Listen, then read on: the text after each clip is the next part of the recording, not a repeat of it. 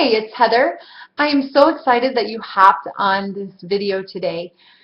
I heard this story. My husband actually read it to me the other day and to our family, and it really touched my heart. Sometimes you become complacent in life, and sometimes just hearing something in a different way can really wake you up to how awesome or how crazy or how whatever an event can be or a purpose can be.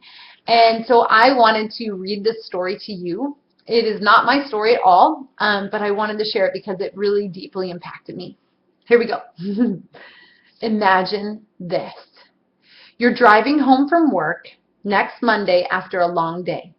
You turn on your radio and you hear a brief story about a small village in India where some people have died suddenly, strangely, of a flu that has never been seen before. It's not influenza, but 4 people are dead. So the Centers for Disease Control is sending out some doctors in India to investigate. You don't think much about it. People die every day. But coming home from church the following Sunday, you hear another report on the radio. Only they say it's not 4 people, it's 30,000 people in the back hills of India. Whole villages have been wiped out, and experts confirm that this flu strain is not one they've ever seen before. By the time you get up Monday morning, it's the lead story. The disease is spreading. It's not just India that is affected. Now it is spread to Pakistan, Afghanistan, Iran, Iraq, and Northern Africa. But it still seems far away. Before you know it, you're hearing this story everywhere. The media have coined it the mystery flu. The president has announced that he and his family are praying for the victims and their families and are hoping for the situation to be resolved quickly. But everyone is wondering how we are ever going to contain it. That's when the president of France makes an announcement that shocks Europe. He is closing the French borders. No one can enter the country, and that's why that night you're watching a little bit of CNN before going to bed. Your jaw hits your chest when a weeping woman's words are translated into English from a French news program. There's a man lying in a hospital in Paris, dying of the mystery flu. It has come to Europe. Panic strikes. As best they can tell, after contracting the disease, you have it for a week before you even know it. Then you have 4 days of unbelievable symptoms, and then you die. The British close their borders, but it's too late. The disease breaks out in Southampton, Liverpool, and London. And so Tuesday morning, the President of the United States makes this announcement. Due to a national security risk, all flights to and from the United States have been canceled. If your loved ones are overseas, I'm sorry. They cannot come home until we find a cure for this horrific disease. Within 4 days, America is plunged into an unfathomable fear. People are wondering, what if it comes to this country? Within hours, the disease envelops the country. People are working around the clock trying to find an antidote, but nothing is working. The disease breaks out in California, Oregon, Arizona, Massachusetts, Florida, Michigan. It's as though it's just sweeping the borders, from the borders. Then suddenly the news comes out. The code has been broken. A cure has been found. A vaccine can be made, but it's going to take the blood of somebody who hasn't been infected. So you and I are asked to do just one thing.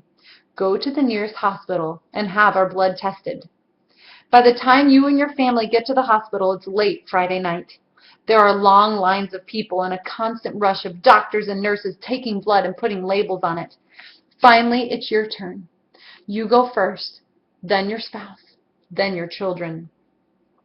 Once the doctors have taken their blood, they say to you, wait here in the parking lot for your name to be called. You stand around, waiting with your family and your neighbors. You're scared, waiting, wondering quietly to yourself, what on earth is going on here? Is this the end of the world? Nobody seems to have had their name called. The doctors just keep taking people's blood. But then suddenly a young man comes running out of the hospital screaming.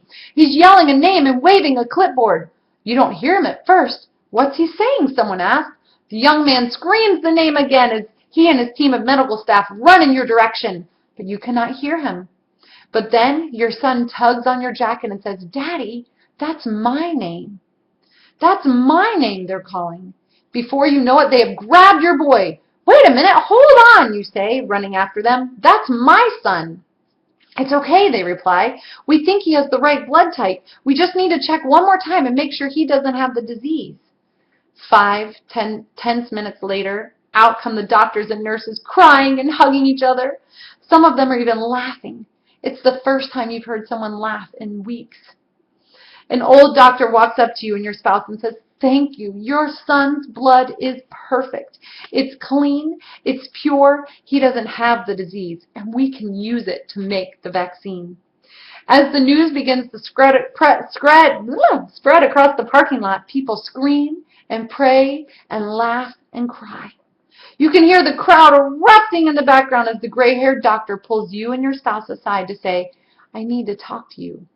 We didn't realize that the donor would be a minor, and we need you to sign a consent form." The doctor presents the form and you quickly begin to sign it. But then your eye catches something. The box for the number of pints of blood taken is empty. "How many pints?" you ask. That is when the old doctor's smile fades and he says, "We had no idea it would be a child. We weren't prepared for that." "How many?" You ask him again. "How many pints?" The old doctor looks away and says regretfully, "We're going to need it all." "But I don't understand. What do you mean, need it all? He's my only son." The doctor grabs you by the shoulders, pulls you close, looks you straight in the eyes, and says, "We are talking about the whole world here. Do you understand? The whole world. Please sign the form. We need to hurry." "But can't you give him a transfusion?" you plead. "If we had clean blood, we would, but we don't. Please, will you sign the form?" What would you do? In numb silence, you sign the form because you know it's the only thing to do. Then the doctor says to you, "Would you like to have a moment with your son before we get started?" Could you walk into that hospital room where your son sits on a table saying, "Daddy, Mommy, what's going on?" Could you tell your son you love him? And when the doctors and nurses come back and say, "I'm sorry, we've got to get started now. People are dying all over the world." Could you leave? Could you walk out while your son is crying out to you, "Mom, Dad, what's going on? Where are you going? Why are you leaving? Why have you abandoned me?" The following week, they hold a ceremony to honor your son for his phenomenal contribution to humanity. But some people sleep through it. Others don't even bother to come because they have better things to do. And some people come with a pretentious smile and pretend to care, while others sit around and say, "This is boring." Wouldn't you want to stand up and say, "Excuse me, I'm not sure if you are aware of it or not, but the amazing life you have, my son died so that you could have that life. My son died so that you could live.